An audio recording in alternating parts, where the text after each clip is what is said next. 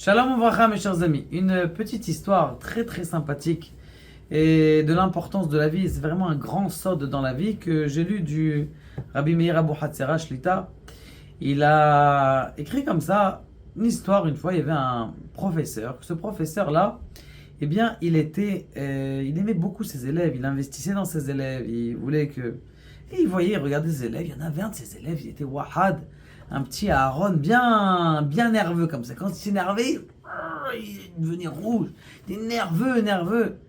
Il ne savait pas comment s'occuper de lui, comment gérer cet enfant-là qui était d'une nervosité extrême.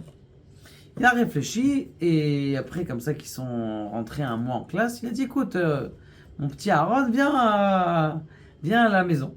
Bon, alors Aaron, il écoute son professeur, il vient à la maison, il dit, tiens, bois un verre. Il commence à boire un verre. Il veut pas faire honte au rave et tout ça. Bon, il boit à moitié. C'était un verre, il avait mis dedans 10 cuillères de sel. Bon, il boit pas son verre. Il dit, bon, allez, viens, on fait un petit houle. Ils font un petit tioul. Et il amène à côté d'un petit fleuve. Et le professeur, il sort 2 paquets de sel comme ça. Et une fois qu'il a sorti 2 paquets de sel, il les vide dans le fleuve. Et il prend un verre. Il met de l'eau, il dit tiens bois, fais shakol.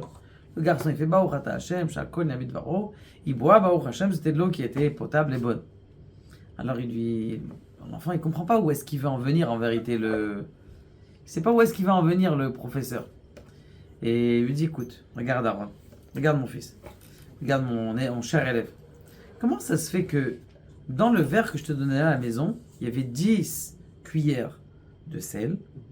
Et dans ces 10 cuillères de sel que tu as bu, tu n'arrivais pas à boire. Alors que là, j'ai mis 2 kilos de sel. Tu as réussi à boire. Elle lui dit, j'imagine tout simplement, c'est que la proportion de sel par rapport au fleuve et la proportion de sel par rapport à ton verre, elle est différente. Il dit, c'est bidiouk la même chose.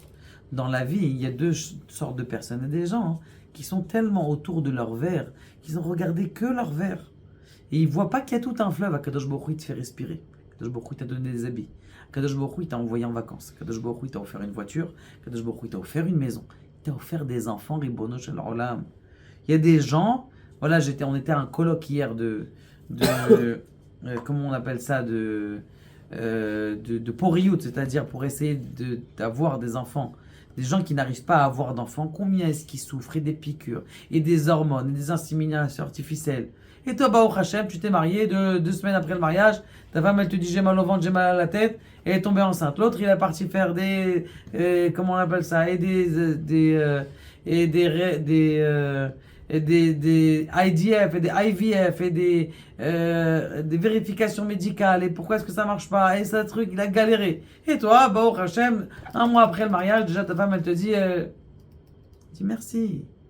Dis merci. Pourquoi est-ce que tu regardes? Ah, chez galère, regarde, j'ai eu un PV de 2000 shekels. Habibi, tu respires.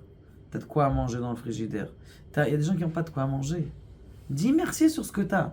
Regarde, c'est vrai qu'il y a des problèmes. Il y a quelqu'un qui n'a pas de problème? Trouvez-moi un comme ça. Trouvez-moi un comme ça. Petit problème, grand problème. Trouvez-moi un comme ça. Il n'existe pas des gens qui sont comme ça. Et là, qu'est-ce que tu regardes? Tu regardes que des dans ton verre. Ah là là, il y a 10 capites. Parce que t'es grand, mais regarde le fleuve. Ouvre tes yeux, tout ce que t'as.